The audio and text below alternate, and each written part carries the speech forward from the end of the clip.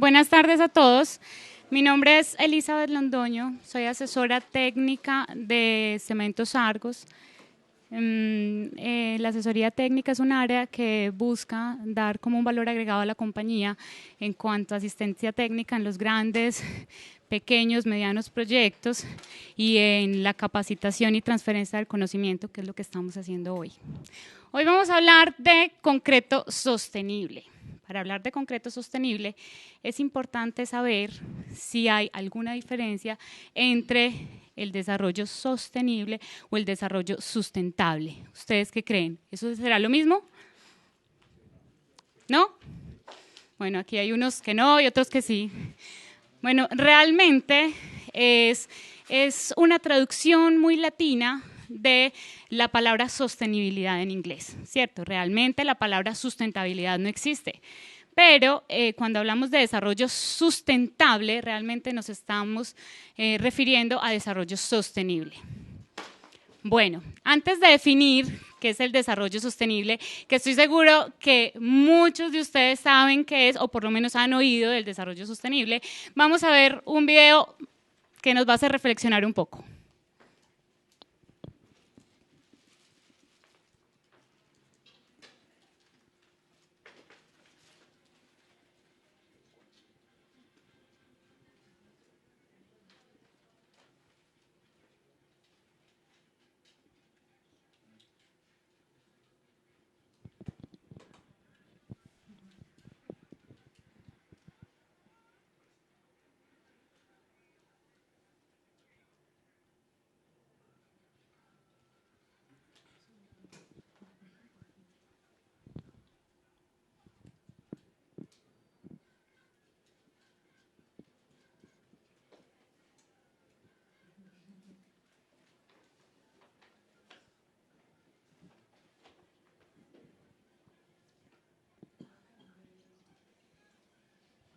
Un poquito trágico, pero es un video para que reflexionemos, y es que todo lo que hagamos hoy, en un futuro corto o largo plazo, se nos va a devolver, ¿cierto? Entonces, es una reflexión. ¿Qué es el desarrollo sostenible? El desarrollo sostenible es aquel desarrollo capaz de satisfacer las necesidades de las generaciones presentes sin sacrificar las necesidades de las generaciones futuras para satisfacer sus propias necesidades. Eso es un trabalenguas. En resumen, o en palabras cristianas, el desarrollo sostenible básicamente es que nosotros ahora estamos disfrutando de unos recursos naturales y de una salud, porque podemos respirar aire limpio, todavía podemos respirar aire limpio, y la idea es que nuestros hijos, nuestros nietos, nuestros bisnietos y las otras generaciones que vienen adelante también puedan disfrutar de la misma forma que nosotros hoy estamos disfrutando. Entonces, la idea de ese desarrollo es garantizar eso. Bueno, a nosotros siempre que nos hablan de desarrollo sostenible, nos imaginamos la parte ambiental. Cuando nos hablan de desarrollo sostenible se nos viene a la cabeza el agua, los animales, los árboles, ¿cierto? Todas esas cosas ambientales. Y eso es un pilar muy importante, pero el desarrollo sostenible, digamos que abarca tres grandes pilares. No solo la parte ambiental, sino que también abarca la parte social y la parte económica. ¿Qué es la sostenibilidad ambiental?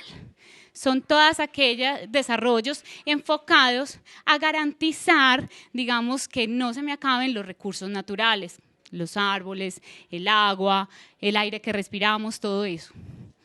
El desarrollo sostenible, la sostenibilidad social, contempla básicamente que nosotros, todos los desarrollos que hagamos, no afecten a la sociedad, ni al núcleo principal de la sociedad, que es la familia, ni a las comunidades, ni a la salud humana. Y la parte económica, que es la que ninguno de nosotros teníamos, digamos, contemplados en el desarrollo sostenible, es básicamente que hacer esos desarrollos ambiental y social sean viables económicamente y fuera de eso sean rentables, ¿cierto? Entonces somos tres pilares que tiene en cuenta el desarrollo sostenible. ¿Qué fue el detonante? ¿Por qué un día nosotros decidimos pensar en que necesitábamos un desarrollo sostenible, que podíamos agotar los recursos futuros? El detonante fue el aumento de la temperatura global, ¿cierto? Entonces vimos que hay unos gases que se llaman gases de efecto invernadero. Esos gases son metano, CO2 en su mayoría, hay óxidos de nitrito, hay diferentes gases. Esos gases existían en un principio naturalmente en el mundo y lo que hacían eran una regulación natural hermosa, ¿cierto? Si no tuviéramos esos gases que regulaban naturalmente la temperatura del planeta, básicamente nosotros nos congelaríamos, ¿cierto? El planeta sería un planeta invivible de lo frío, ¿cierto? Se congelaría el agua, no sería vivible. Entonces, los gases son importantes. ¿Pero qué pasó? En la industria se empezaron a generar estos gases artificialmente. Estos gases de efecto invernadero empezaron a sobresaturar el ambiente. Y esa saturación lo que hizo fue que en vez de regular, ya nos fuéramos calentando cada vez más, ¿cierto? Entonces, aquí vamos a ver un dato que es también miedoso, y es que desde 1980 hacia acá, más o menos 30 años, la temperatura ha aumentado más del doble de lo que aumentó en los últimos 100 años atrás. Imagínense, más del doble de lo que aumentó en 100 años, ha aumentado en los últimos 30 años. Entonces, ese fue el detonante. Entonces, aquí se prendieron las alarmas y dijimos, el mundo decidió que había que hacer algo. ¿Qué pasa? Digamos que empezamos a medir ¿qué estaba generando estos gases? ¿Qué está generando estos gases? Listo.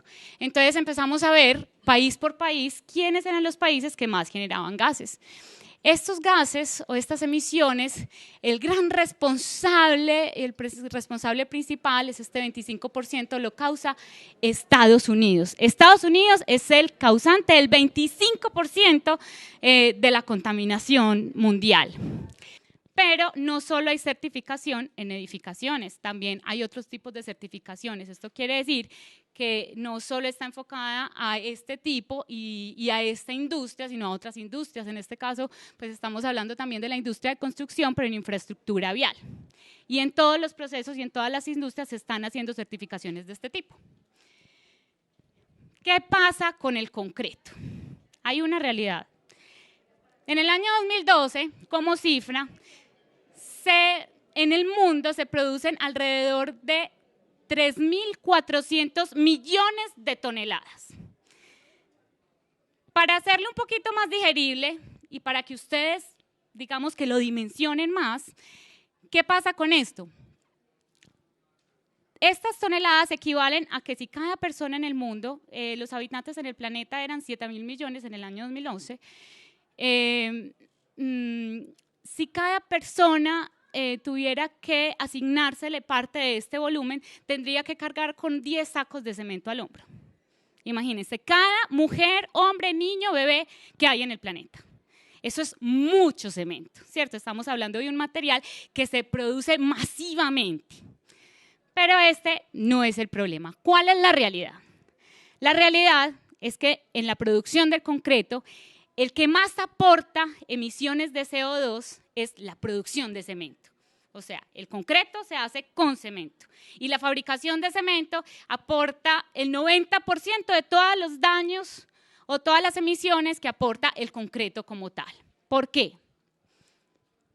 Vamos a ver, en el cemento hay una serie de materias primas. Para que esas materias primas funcionen como material aglutinante, deben calcinarse. El material aglutinante lo dan unas fases químicas, que no voy a mencionar ahora, pero para alcanzar esas fases, por ejemplo, una que es muy importante, necesita una temperatura de alrededor de 1.450 a 1.500 grados centígrados. Entonces hay que coger esa materia prima y calcinarla. Eso significa tener mucha energía hay que generar para poder lograr esa temperatura, ¿cierto? ¿Y qué pasa? ¿Cómo se genera esa energía? En la mayoría del mundo se genera con carbón. Y ese carbón, a esa temperatura, en esa cantidad, genera una gran cantidad de CO2 a la atmósfera. Por eso hoy, esta industria, cemento y concreto, somos los responsables del 6% de las emisiones de CO2 en el mundo. Es una gran responsabilidad y un gran peso. Pero bueno, ¿qué se está haciendo? Primero es evaluar, como les decía ahorita, el concreto, no como un material sostenible como tal, sino un material que sirve para una construcción sostenible. ¿Todos me entienden lo que estoy diciendo? O sea, no evaluar las emisiones que genera el concreto en un principio en su producción, sino también evaluar qué aporta el concreto en cuanto a durabilidad, en cuanto a resistencia, en cuanto a muchas propiedades que tiene este material en la durabilidad y cómo eso puede afectar, digamos, el impacto ambiental en buena forma. Vamos a ver cómo se hace. Antes de eso, quería mostrarles un poquito que hay muchas organizaciones en el mundo del cemento y del concreto enfocadas y encaminadas en la investigación y en la lucha para disminuir esas emisiones en el mundo. Estas son una de ellas. Ahorita les explicaba el proceso de producción del cemento, que es el mayor productor de CO2. Aquí vemos una imagen del horno, vemos la energía que refleja esta imagen. Tenemos que generar una llama al interior del horno para producir esas temperaturas con mucho carbón. ¿Qué se está haciendo? ¿Qué se está haciendo? Estamos utilizando combustibles alternos, hay diferentes clases de combustibles alternos, y estamos utilizando menos clinker. El clinker es el material que sale de esta calcinación, que es el material que ya se considera material cementante. Entonces, el material cementante, el cemento Portland, lo estamos disminuyendo porque lo estamos reemplazando con unos aditivos, con unas escorias y con unas cenizas. Estos son materiales subproductos de procesos industriales, como la fabricación del acero, como las calderas que utilizamos con carbón en diferentes industrias. Acá, por ejemplo, hay diferentes industrias. Fabricato produce, tiene diferentes calderas, utiliza el carbón y nosotros utilizamos la ceniza que ellos debían botar antes. Esa ceniza se iba a una disposición y contaminaba, ¿cierto? La tenían que disponer en alguna parte y botarla. Bueno, ya no la botan. Ya nosotros compramos esa ceniza y la adicionamos en nuestras mezclas y eso hace que utilicemos menos cemento. Y al utilizar menos cemento estamos generando menos CO2. En la producción del concreto hay una gran cantidad de variables. Está la consecución de los materiales, está el proceso de producción y finalmente el uso final y el reciclado del mismo.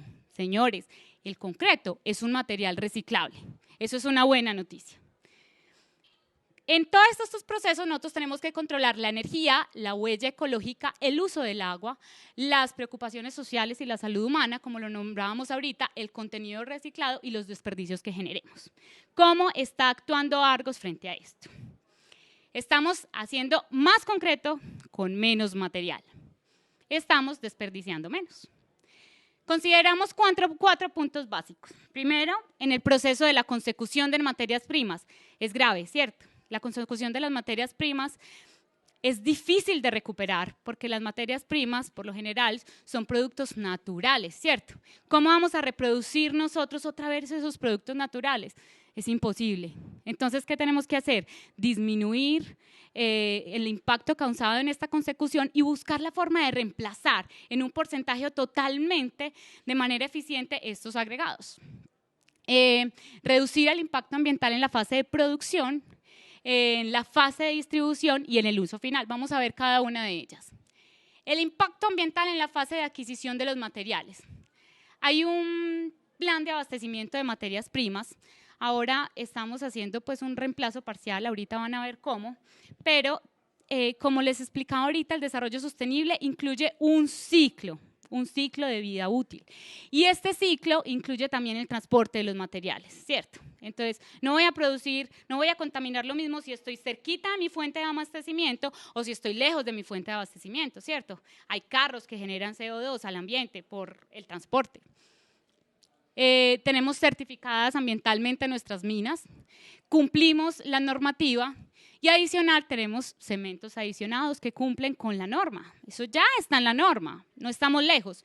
Hay dos normas internacionales de las cuales nosotros nos apoyamos. Es la norma ASTM-C 150, que especifica los cementos por tipo, y otra norma, que es la ASTM-C 1157, que especifica los cementos por desempeño. ¿Qué es eso? La diferencia radica en les voy a poner un ejemplo, en que la ACC 150, que es por tipo, me da como la receta de la torta, ¿cierto? Me dice, ya, usted para hacer esta torta de vainilla o de chocolate necesita tantos huevos, necesita tanto chocolate, necesita este chocolate, necesita esto, esto y esto, y te da cuánto necesitas, de qué materia prima para que la torta te quede como vos querés, ¿cierto? Pero la norma por desempeño le dice, usted verá cómo hace la torta, échele lo que quiera, pero que me sepa lo mismo, ¿cierto? Que se pueda cortar, que quede igual de rica, que quede igual de suave, ¿cierto? Usted verá que le echa, pero que me sepa igual. Esa es la diferencia. Nosotros estamos, digamos, acogiéndonos a la ASTM 1157, además porque los materiales de aquí son diferentes a los materiales de las otras partes del mundo, ¿cierto? Tenemos que trabajar con nuestros materiales. Adelante. ¿Qué?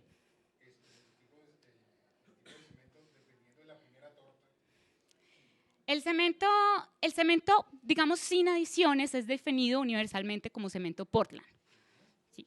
Y el otro cemento, que es, sí, el cemento, digamos, de acuerdo a la norma, hay tipo 1, tipo 2, tipo 3, tipo 4 y tipo 5, ¿cierto?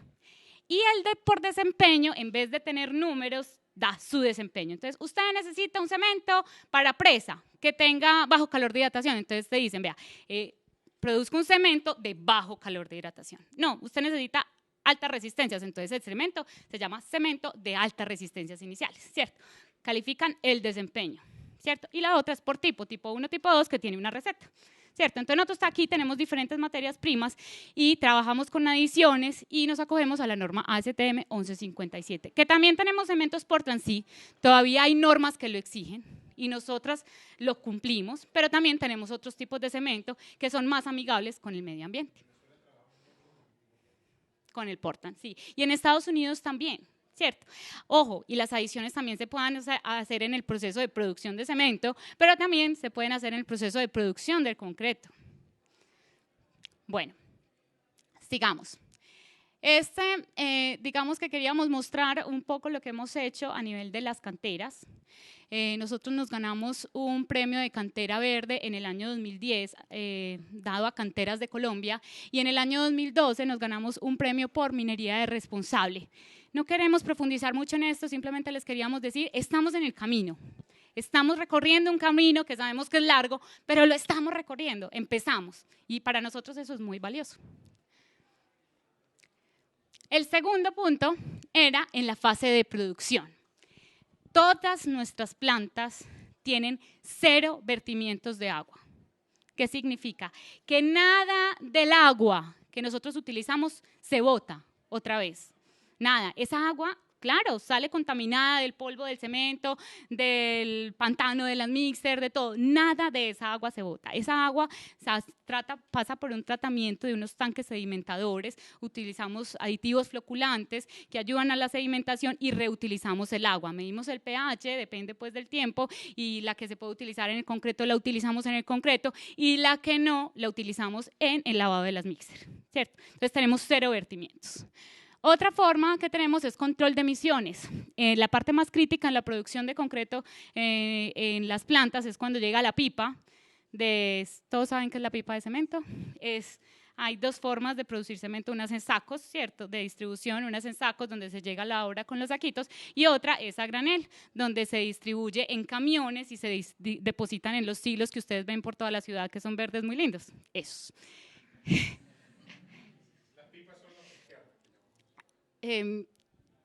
Creo que sí. Es el camión que transporta el cemento a granel y que llega y se conecta a través de un compresor, se descarga el cemento al silo. Sí, tenemos un problema grande, o lo habíamos tenido, y es que en la descarga ese cemento es un material muy particulado. El tamaño del cemento máximo es de 45 micrómetros, ¿cierto? Es 45 por 10 a la menos 6. Es muy pequeño. Eso afecta mucho las vías respiratorias, puede pegarse a las paredes de los pulmones, entonces tenemos que controlar para que no se nos vaya al aire. Entonces utilizamos filtros y todos los sistemas de protección para que en la descarga de este cemento no tengamos pues ese tipo de emisiones. Tenemos control de ruido, van y nos miden el ruido regularmente porque tenemos pues nuestras plantas certificadas. Túneles de lavado es donde lavamos las mixer, aquí vemos, no lo tenemos en todas nuestras plantas, las estamos, digamos, implementando, pero en muchas ya las tenemos y digamos que esto evita que el agua se riegue por todas partes, entonces lo que hace es que llega y se lava la mixer y recoge toda el agua de ese lavado y la lleva directamente a los tanques de sedimentación.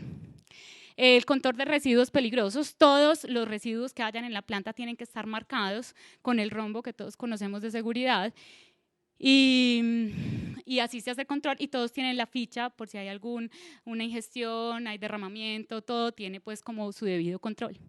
Hay una parte interesante y es el desmolde de muestras de concreto. Los cilindros que nosotros utilizamos, aquí pues hay una imagen muy pequeña y son cilindros plásticos muy pequeños, miden 20 centímetros por 10 de diámetro, los que nosotros estamos acostumbrados a usar en obra son más grandes, son de 30 por 15 y son metálicos y pesan mucho, ¿cierto? Entonces nosotros utilizamos formaletas plásticas pequeñas, los permite la norma, la NSR permite utilizar estos cilindros y tienen un uso limitado por ser plástico, ¿cierto? El plástico se deforma, entonces hicimos un estudio juicioso, lo podemos utilizar hasta 25 veces y lo mejor de esto es que primero son mucho más livianos, generan pues un menor impacto a las personas que los manejan, los operarios de calidad que tienen que todo el día cargar esos cilindros, desencofrar, desarmar. Tiene algo muy bonito y es que una vez utilizada las 25 veces que podemos utilizarlo para que los cilindros queden bien, se llevan a la planta que los produce, reutilizan el material y nos vuelven a hacer los cilindros. Entonces, todo ese material se recupera de nuevo.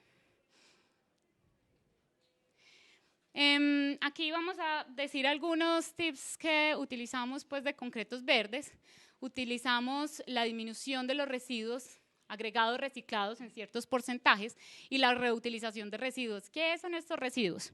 Bueno, muchas veces ha pasado que ustedes, los que ya están en el área pues, o ejerciendo, o los que vayan a ejercer, a los estudiantes que están aquí, pues piden una mixer y llegó la mixer, no sé qué, y resulta que el cálculo de la losa dio menos concreto y esa mixer se quedó ahí. ¿Cuántos metros cúbicos? 3, 4, 5, 6, 7, 8, hasta 9 una mixer y puede ser más. ¿Para dónde se va ese concreto? Si ese concreto allá estuvo esperando, ya tiene un proceso de fraguado, no se puede reutilizar porque si no rompemos los cristales y la resistencia se va, ¿cierto? Entonces ese concreto es un residuo. ¿Qué? Que nosotros tenemos que encartarnos con ese residuo, ¿cierto? Entonces, para no crear impacto, porque ese residuo es un residuo muy dañino para la naturaleza, volvemos a reutilizarlo. Tenemos unos patios donde allí se dispone el material, se deja, digamos que secando, porque es un material húmedo, se satura de agua para que pueda ser retirado fácilmente cuando se saque el agua, y después ese material se vuelve a clasificar, se hace un lavado especial y eso se utiliza como agregado en la mezcla. No se pierde. Y el agua simplemente se recircula y se vuelve a utilizar. Esos son los residuos.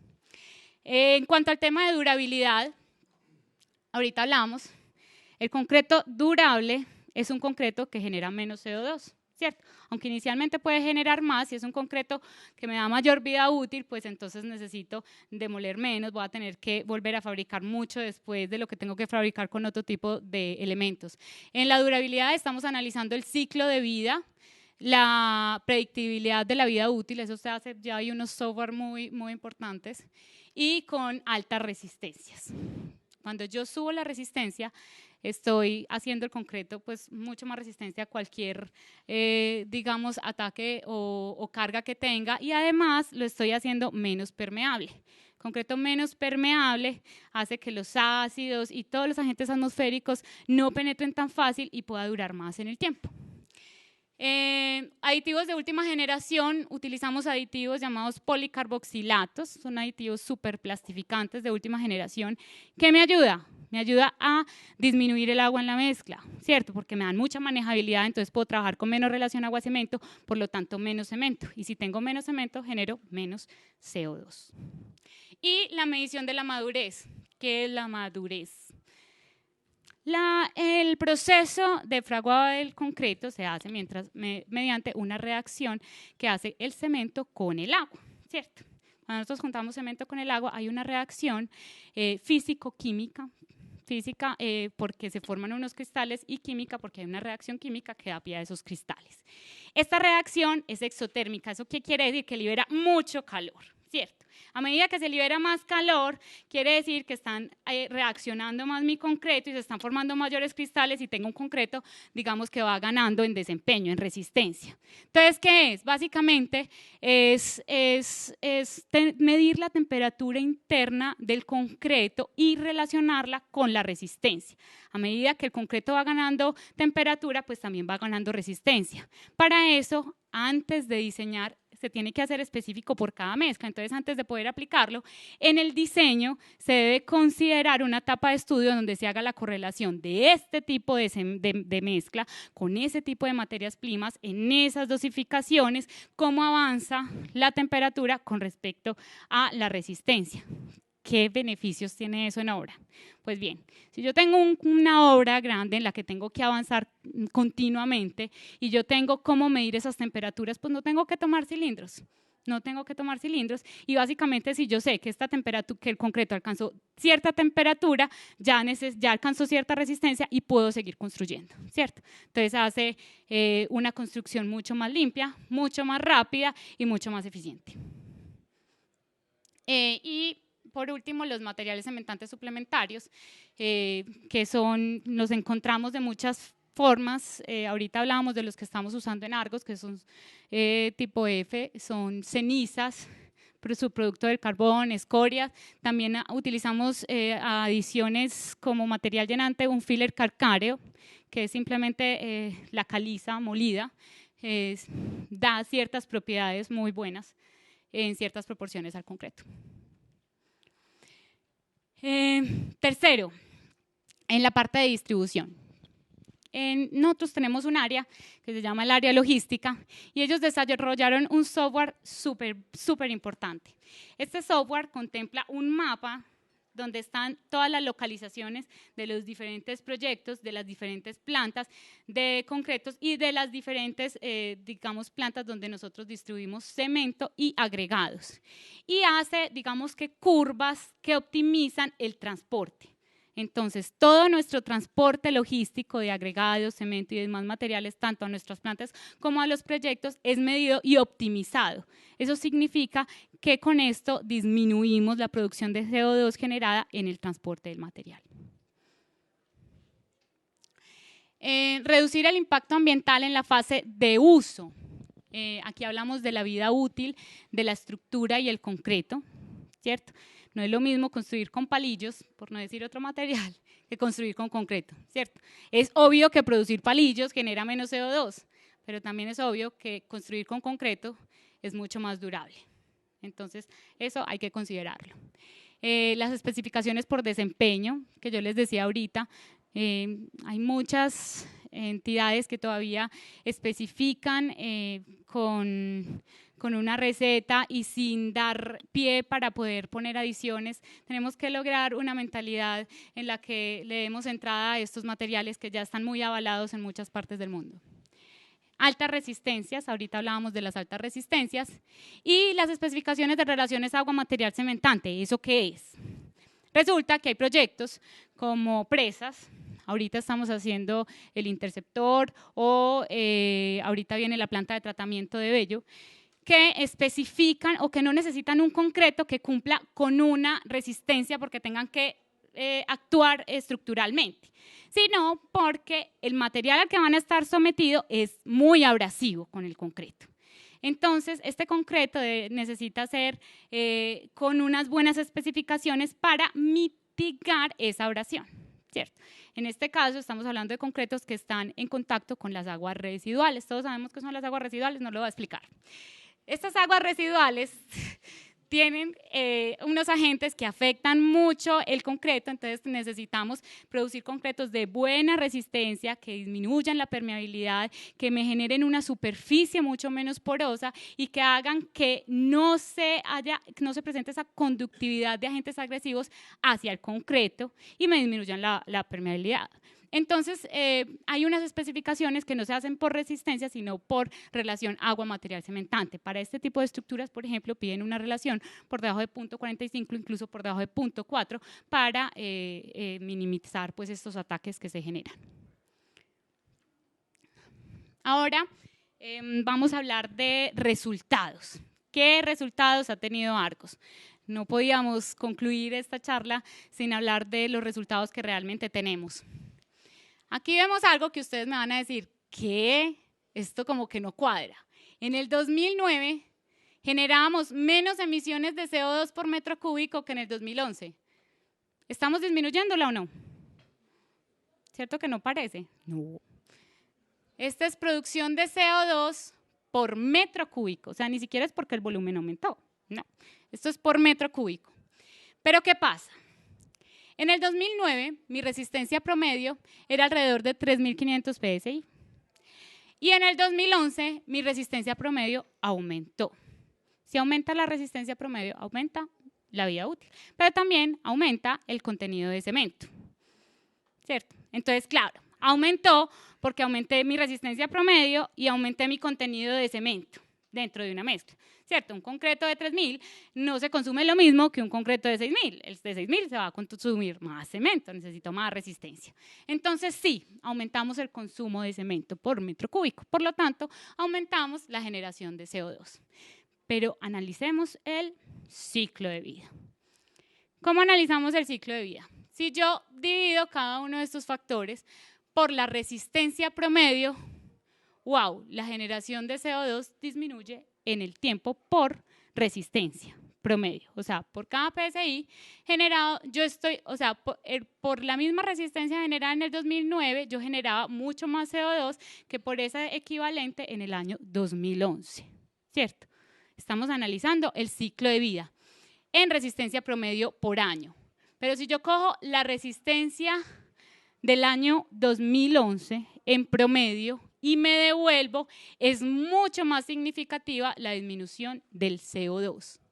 Adicional a esto, si proyectamos la vida útil de un concreto de mayor resistencia, pues también vemos que se ve disminuido el CO2. Aquí vemos pues una disminución muy pobre y es que a partir de cierta resistencia la vida útil se vuelve una constante. Entonces, hasta ese punto hemos disminuido. Aquí lo vamos a ver mucho más claro. ¿Qué vemos aquí? Tenemos diferentes tipos de resistencias. Entonces, a medida que aumentamos la resistencia, ¿qué pasa con la vida útil? Aumenta. Y a medida que aumentamos la resistencia, la generación de CO2 disminuye.